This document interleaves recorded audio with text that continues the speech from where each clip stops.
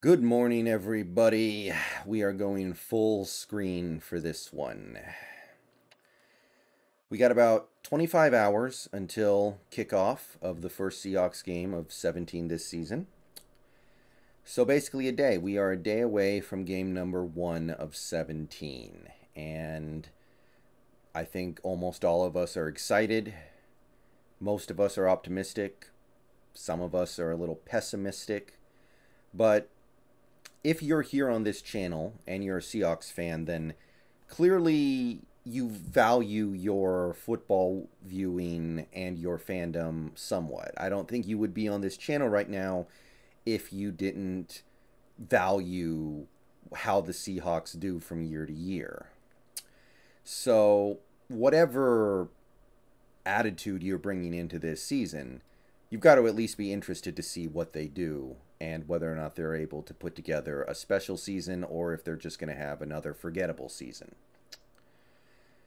So before we get into the actual season, because as this year goes on, I will be posting multiple videos a day where I break down minutia, go into little stat analysis things, and talk about this player or that player or this play or this drive or previews and game recaps and discussions, all these little minutia things when you're talking about football.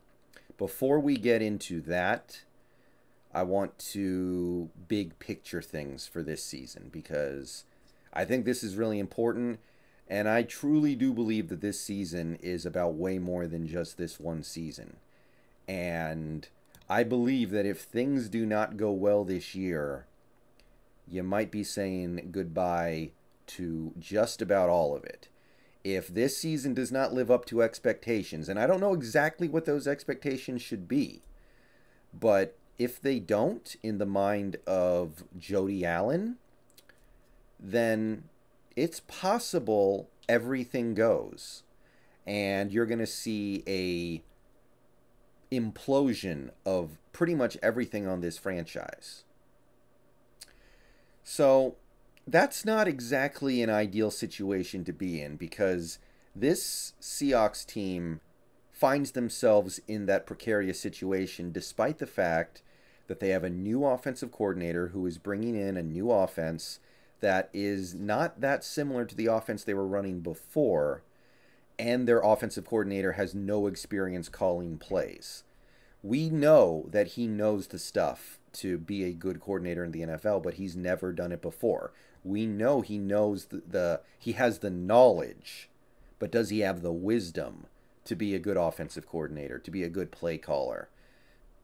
These are the things we're going to find out hopefully over the next few years, which puts us rather at odds with the situation that we find ourselves in as a franchise, where I feel like everything rides on 2021. So, this last offseason, we don't know how close the Seahawks came to trading Russell Wilson. We don't. I don't think that John Schneider was sitting in his office with his finger on the trade Wilson button and he just couldn't bring himself to press it. I don't think he was dialing the number to Ryan Pace's office and just couldn't finish it. I don't believe that. But I don't know if I believe Schneider and Carroll's story that they never even considered it. I have to believe the thought at least crossed their mind at some point when Wilson presented a list of teams he would be okay being traded to, and when the Bears made their significantly sized offer for him. I don't think they ever seriously considered it just because of the dead cap hit, but I think that if you caught them in a moment of honesty, they may have admitted that if it were not for that massive cap hit, they would be willing to do it. And why is that? What would put them in a state where they would consider doing that to the greatest quarterback in franchise history? Answer is pretty obvious. We had a disappointing end last year. We lost the playoff game at home. The offense did not play well the last half of the season at all. And Wilson was either part of the problem or somebody else involved in the process was the problem, and Wilson wanted to go somewhere where that problem would not exist. Or maybe Carroll felt like he was the problem, but the problem was him. Whatever it may have been, something needed to change after the way the offense played down the stretch last year. And we all know we decided not to do it, but I do suspect that were it not for the dead money, we may have gone ahead and done it. And that in mind, if this season ends in a disappointing fashion, I have to believe that thought process is going to be revisited, and you're going to be revisiting it with far more incentive to go ahead and do it. So, in order to prevent that conversation from happening, you have to be successful this year. If we are successful this year, and successful could mean winning a playoff game, making the NFC title game, making the Super Bowl, winning the Super Bowl, I don't know what Jody Allen is thinking right now. I don't know what successful is. And it's a subjective measure anyway. I don't know what Jody Allen would consider good enough.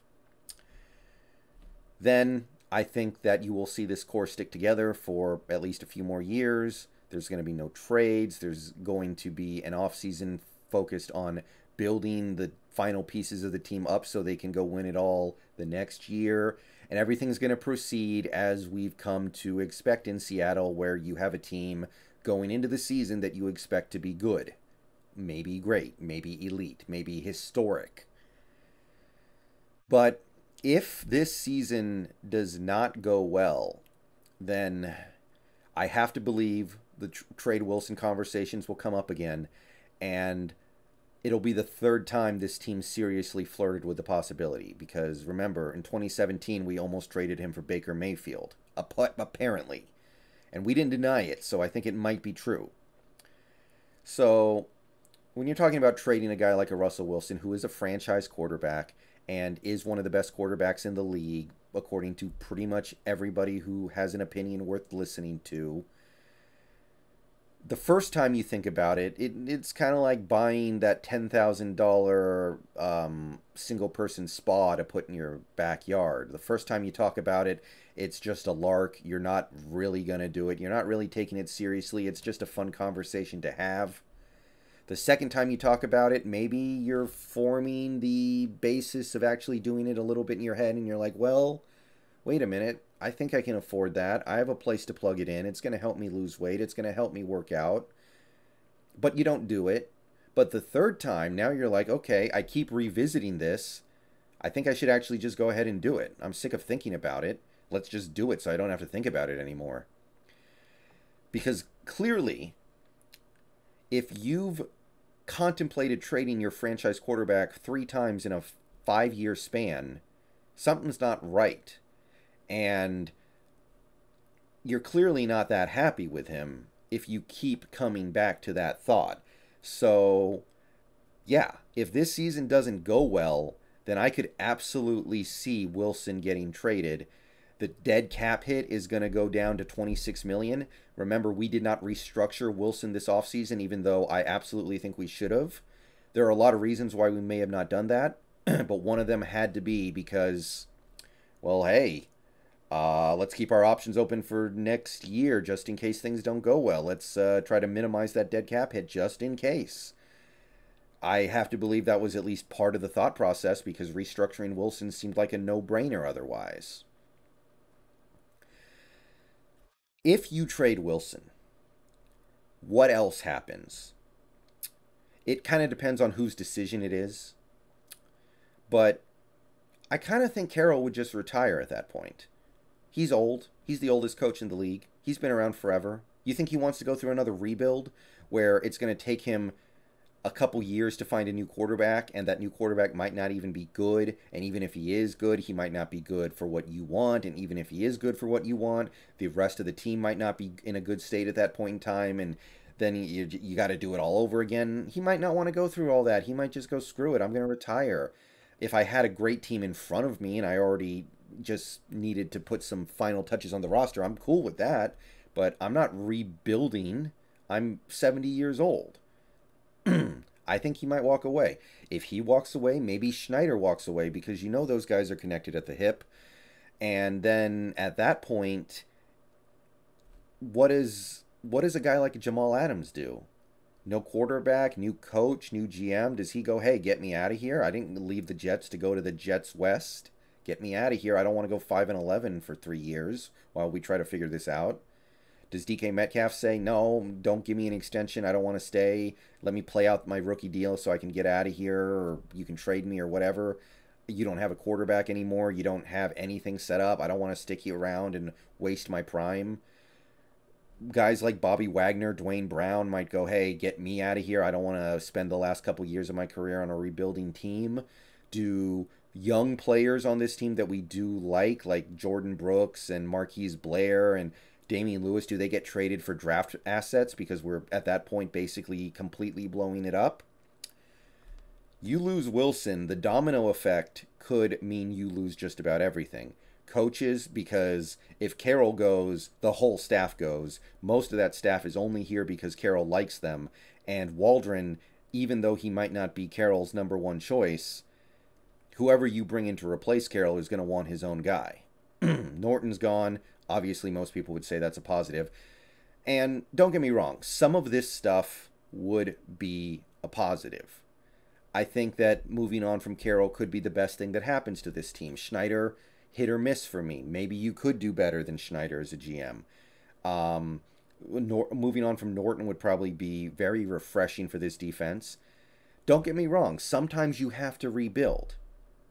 And when the day comes that this team has to rebuild, I hope I'm the first one to realize it. But if you have a choice between rebuilding and just keeping the really good team in front of you there that can win a Super Bowl, wouldn't you rather do that? I think so. I think that's a no-brainer. So we need to find a way to make this season successful, period. We need to make this season a success by whatever metric you consider a season to be successful. NFC title game would probably make a lot of people happy, I think, because we haven't been there since 2014. But whatever it may be, we need to get there. Because if we don't, I could really see us blowing it all up. And again, blowing it all up is something you have to do. If we don't have a good year this year, it might be kind of time anyway. Honestly, like, how many years can you not make an NFC title game with the exact same stuff? But I would prefer that this current core gets their stuff straight, makes a deep run, maybe wins a title, and justifies all the time and effort we spent keeping them around and trying to build something around them. That's got to be better than doing another rebuild, because let me tell you, those rebuilds are not guaranteed to work.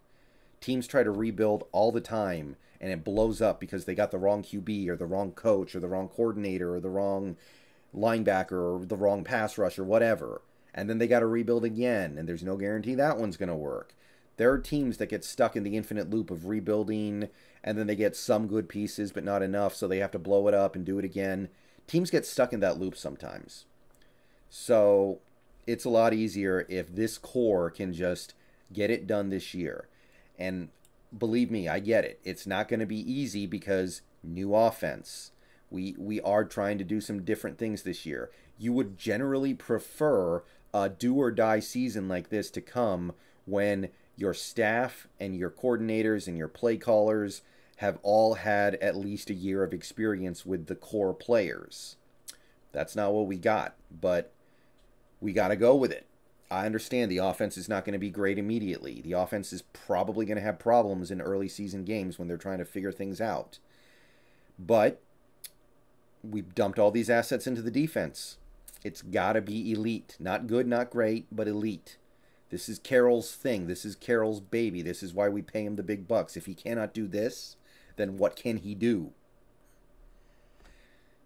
We spent first-round picks on LJ Collier, Jordan Brooks. We trade for Jamal Adams. We bring in Dunlap and give him money. We give Poona Ford money. We give Kerry Hyder money. We give Akella Witherspoon money and then kick him out after like 3 months or whatever it was. Ugh, don't even get me started.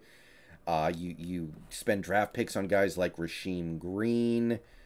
The assets on this defense are significant. So if we need to ride the defense and win games with D the first couple months of the season, then the D needs to carry. Because we are in this situation right now because we clung a little too long on offensive coordinators that just weren't quite cutting it.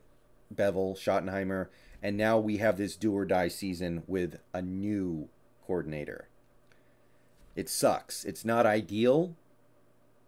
Tough it out. Make it work anyway. And that's what I can say about this one. It's not an ideal scenario for this team at all, but it doesn't matter. You still have to find a way to have a big season with a new play caller. I wish this season could be kind of a building up year. I do. I would love Shane Waldron to use this year to get experience calling plays, and then next year is the year. But that's not the scenario we have in front of us.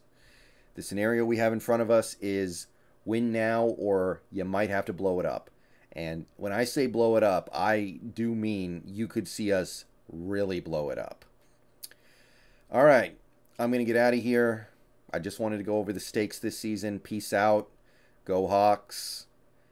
Look, when the day comes that the Seattle Seahawks need to blow their team up, I hope that I'm here on YouTube trying to convince you guys that it needs to happen.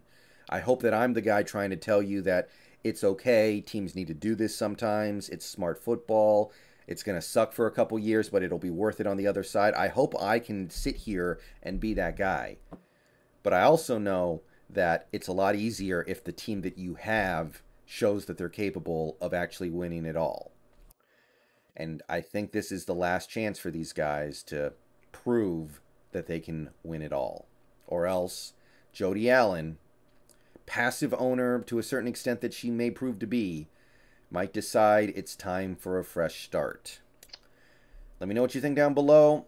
I'm going to get out of here. Peace out. Go Hawks. Lot at stake this year, guys. I really do believe that. There is a lot at stake in 2021 for these Seahawks.